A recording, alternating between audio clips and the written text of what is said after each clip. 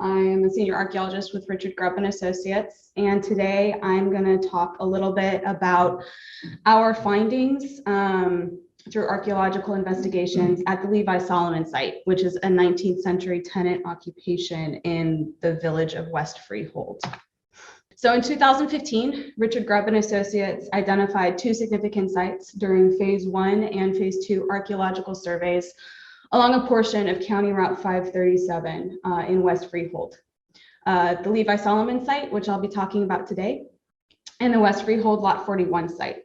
Both sites are 19th century tenant occupations that have contemporaneous deposits, and both were subject to Phase 3 data recoveries in advance of those road improvements.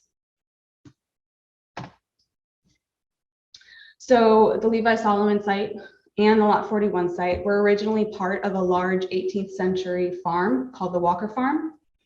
In 1801, Elijah Combs purchased a portion of that farm containing the Levi Solomon site and the Lot 41 site from George Walker.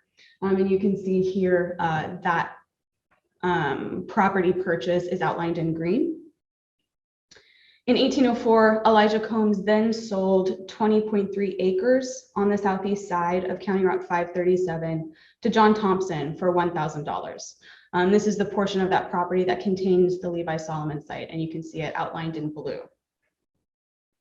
Thompson then sold the same property to Levi Solomon Sr. in 1811 for $1,650. The increase in price suggests to us that Thompson had undertaken improvements to the property, and some of those improvements was likely the construction of a tenant house at the Levi Solomon site. And that's what our excavations were aiming to identify.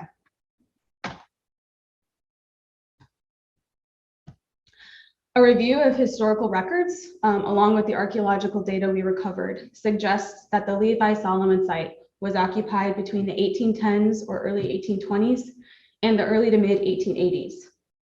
The archaeological evidence indicates that the tenant house was removed from the property during the early 20th century. We do have archaeological deposits that indicate the site was occupied prior to 1838, but 1838 is the first time we have historical documents laying out the names of the tenants on the property.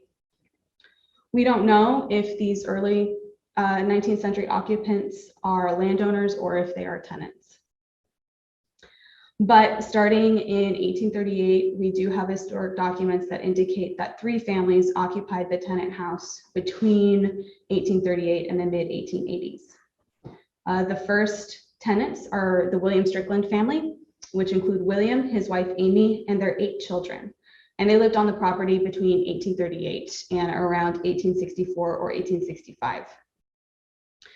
William Strickland was listed as a farmer and a carter on census records during the period of his tenancy. We do know from deed records that later on, William Strickland purchased his own property on the north side of 537 in 1864. And he likely moved his family to the property in late 1864 or early 1865. The second family is the family of John Strickland, which include John, his wife Susan, and their young son Ira.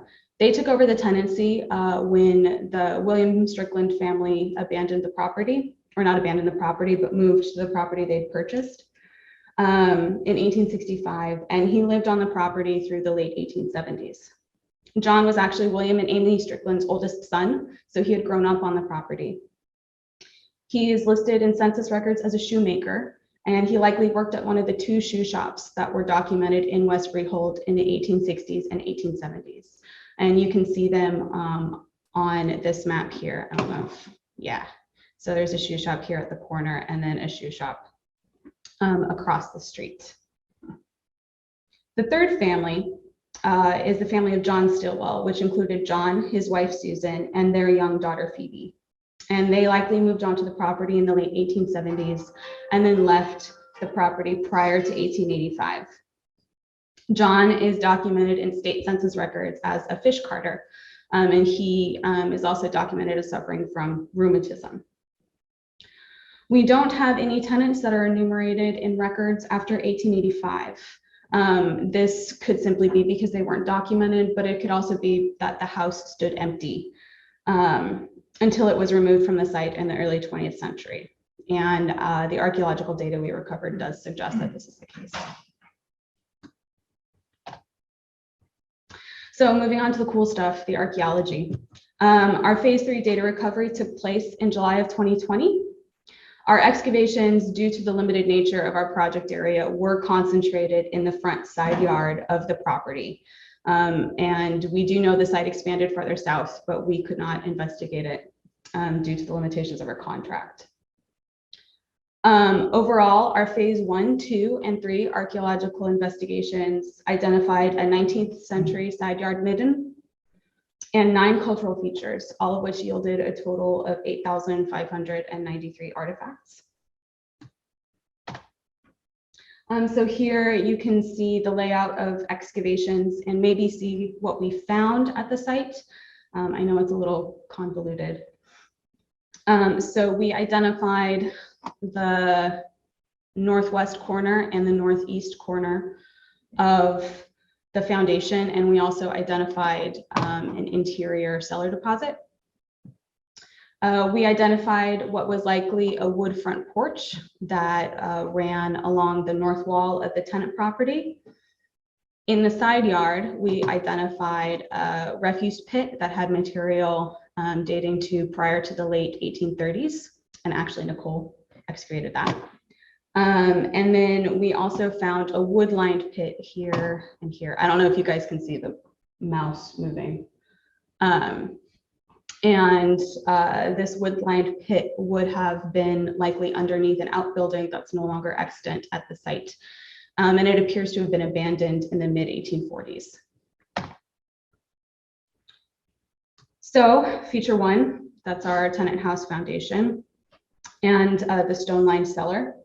We excavated a unit to see what was inside the cellar fills, and we found that all of the fills contained a mixture of 19th through early 20th century material. This to us suggests that the house was removed in the early 20th century, at which time the cellar, which had been cleared out previously, was infilled with a mixture of soil that may have originated both on site and off site. So while it gives us the date at which the house was torn down, it doesn't give us a lot of information that we can put towards interpreting what was happening at the site during the Tenant occupations. Feature 5 was the series of wood planks running perpendicular to the north wall of the Tenant house, and we interpreted that as the remains of a front porch. Artifacts around the wood planks tell us that the front porch was likely constructed during the 1840s, which would have been during the William Strickland family's tenancy. Features 6, 8, and 9A through 9C represent the remains of a wood-lined subsurface pit. Like I said, it probably was underneath an outbuilding on the site. The interior fills of the pit suggest that the outbuilding was likely constructed in the 1820s or early 1830s, and then was abandoned and infilled in the mid-1840s. This wood-lined pit is representative of earth-fast construction methods being employed at the site, which is essentially not using stone, but instead using wood or other materials to build your foundation and any support for an overlying structure. This pit is reminiscent of cold storage pits or cellars that have been identified at several other 18th and 19th century rural farmsteads in New Jersey and Delaware. These types of pits were often present underneath out-kitchen buildings. However, we don't know what the function of the outbuilding at the Levi Solomon site was, but it is likely that this pit was used for food storage.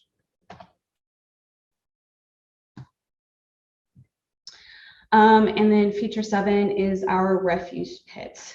Like I said, artifacts within this feature were deposited in the late 1830s, and they represent discarded household materials from our early site occupants who we don't have the names of.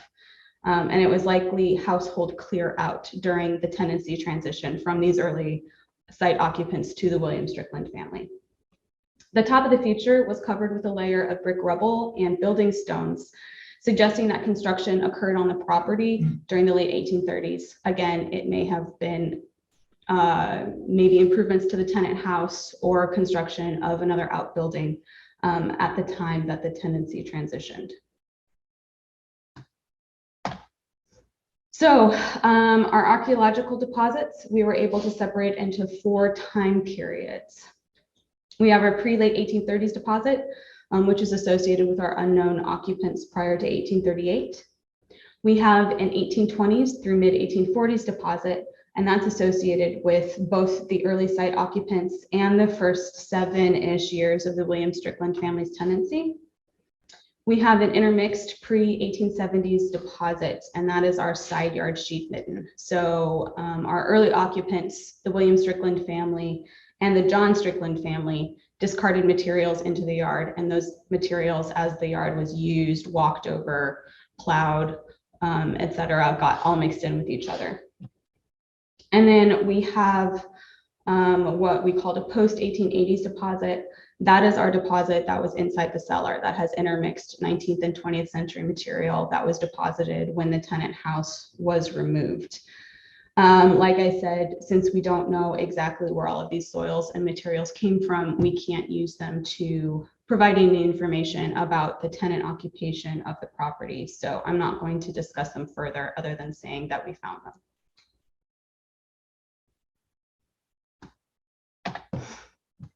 Our early deposit is our pre-late 1830s deposit associated with our unknown tenants.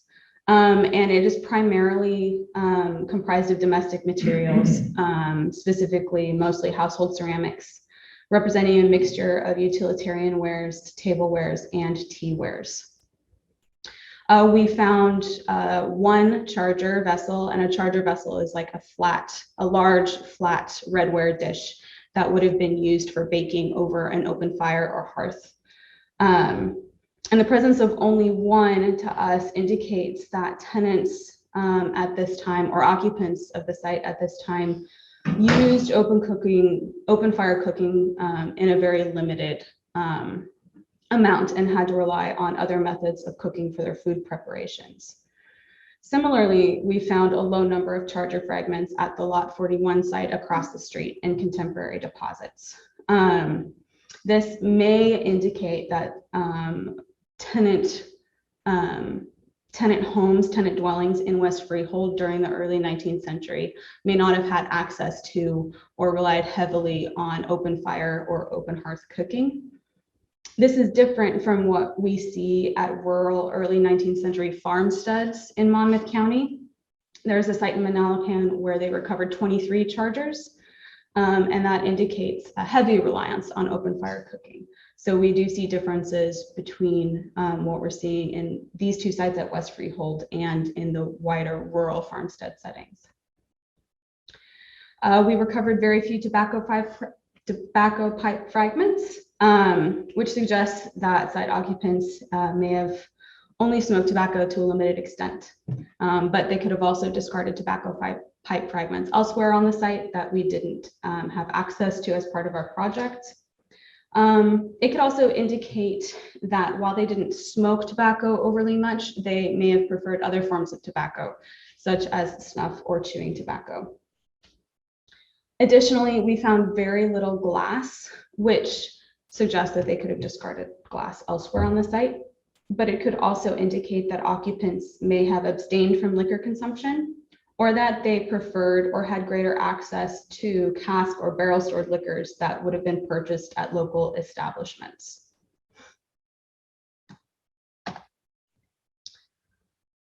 In our early deposit, we did find 6 matching sets of tableware and teaware ceramics. These indicate that occupants consciously invested in matching settings to serve to both family and guests. And that would have been a display of purchasing power. The presence of teaware on site does suggest that site occupants engaged in the social ceremony of tea drinking, which follows trends that were established by middle or upper class households at the time. The ceramics that we see are predominantly whiteware, and whiteware was first produced in the 1820s. This suggests that there may have been a preference for newer ceramic materials rather than the older creamwares or pearlwares, but it also indicates that there was likely a greater availability of whiteware in the local market at the time.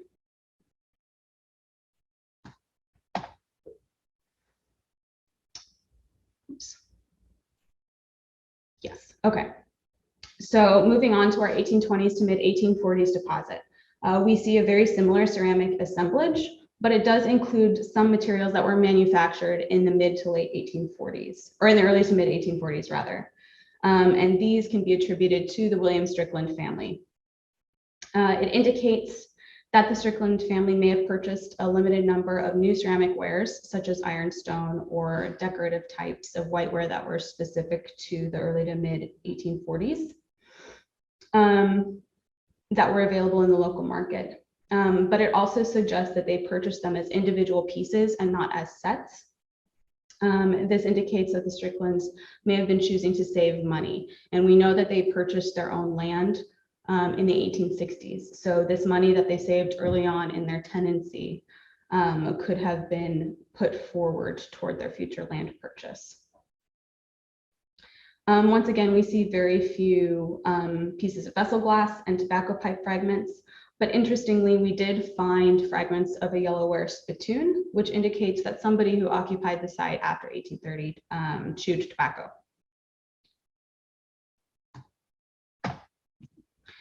So our pre-mid 1870s deposit, again, that's our intermixed side yard, which has little bits from everything. So we have our early occupants and both the William and John Strickland families.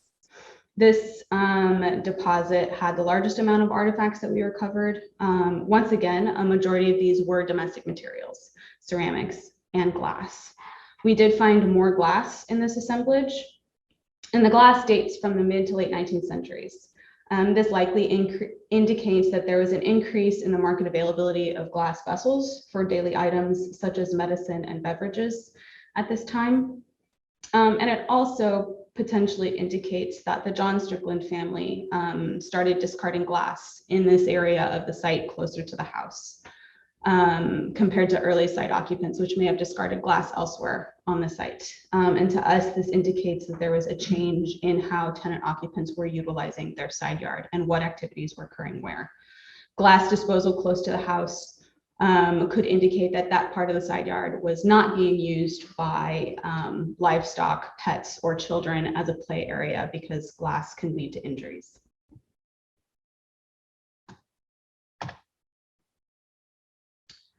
So we did find several small finds in this side yard deposit, including slate pencils, marbles, and a fragment of a toy saucer that we can associate with the play and education of William and John Strickland's children. As I said, 8 children lived on the site in the William Strickland family, pardon. And then John Strickland had one son, Ira. We additionally found 2 interesting pipe bowl decorations. One here on your it's your left, has what is likely a Masonic motif. I'll just circle that.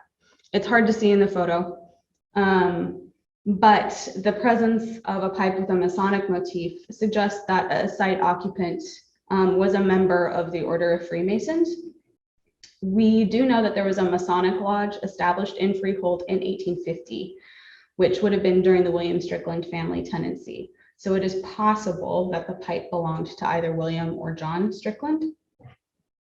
And then the second pipe decoration that stood out to us is this. It's an Irish harp motif.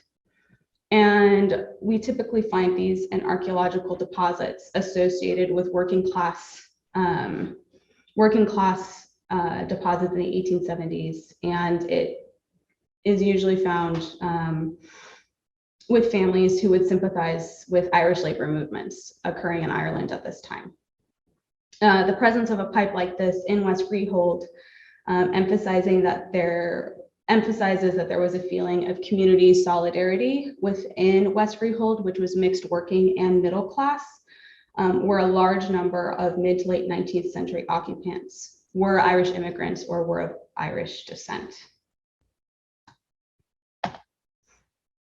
So in addition to those pipes, we found a couple of other pieces of ceramic during our phase 2 that indicate that the William Strickland family or earlier site occupants chose to direct their purchasing power towards individual items that symbolize their identities and values. So here on your left, we found fragments of a saucer that was produced with the central image of an eagle perched on a tree, which is a symbol at this time of American patriotism. And so these plates were put into the local consumer market to attract individuals with patriotic values who would purchase them. And then here on your right, we found fragments of a plate that was identified to have a motif called the Millennium Motif, the Millennium Plate. And this depicts Isaiah's prophecy of Judah and Jerusalem. And it was produced and purchased as a symbol of the Judeo-Christian faith of the consumer. So it indicates that early site occupants or the William Strickland family were Christian. And we know, as I'll discuss in the next slide, that the William Strickland family were Methodists. They were members of the West Freehold, or of the Freehold Methodist Episcopal Church. So both decorated pieces would have been used to reflect on these values and possibly teach these values to children at mealtimes within the household, and would have been display pieces that would have been seen by visitors to essentially tell visitors that we are American, we are patriots, and we are Christian. So in the last slide, I do want to talk a little bit about the fact that the William Strickland family were Methodist and kind of how we see that playing out in the archaeological record. So in both newspaper articles we found and obituaries for both William and Amy Strickland, we found that they were active members of the Freehold Methodist Episcopal Church as early as 1840 and continued to be so until their deaths in 1888 and 1905, respectively. 19th century Methodist households were encouraged to follow specific strict principles of living that were laid out in an annual periodical publication known as the Discipline. The Discipline encouraged modesty in every aspect of life and touted an anti-materialistic lifestyle for Methodists of all socioeconomic classes. It also encouraged temperance from alcohol and all kinds of stimulants, including tobacco, coffee, and tea. So in the artifacts that we found that can potentially be attributed to the William Strickland family, we see that they may have adhered to some aspects of the Discipline's teachings. And this would have included limiting tobacco smoking, and possibly limiting tea consumption, because we found no fragments of teaware that can be directly associated with the family. Now, as I said, we have a pretty limited snapshot of the site. These items could have all been discarded elsewhere on site, but this is just based on what we're seeing. We did find ceramic vessels, however, that potentially indicate that the family deviated some from the teachings of the Discipline. The Discipline touts very modest table settings, and a modest aesthetic. And the family did have a variety of stylish decorated tableware plates, as well as some newer material, which would have gone against the general spirit of the Discipline's teachings in some ways. And we did find evidence of the use of chewing tobacco on the site that could potentially be attributed to the family. And tobacco is a stimulant. So possibly while they weren't smoking a lot of tobacco, somebody on site was chewing tobacco. And additionally, considering the plates in the last slide, the Strickland family may have purchased the Eagle Plate and or the Millennium Plate specifically as a display of their patriotic and religious identities. And these kinds of displays were not encouraged by the Discipline. As such, it was against the anti-materialist and the modest aesthetic teachings of the publication. So overall, it appears that the William Strickland family may have followed the Methodist strictures to some extent, but not entirely. A similar trend was also observed at the 19th century Buchanan Savage farmstead site in Delaware, indicating that complete adherence to the discipline may have not been normal or feasible for rural 19th century Methodist households. And that's me. I'd like to thank everybody on this screen, specifically Mike Gall and Daniel Cathcart, who really helped me with this. This was my first phase 3, and my field crew, which includes Nicole, and to the ASNJ for allowing me to share. Thank you.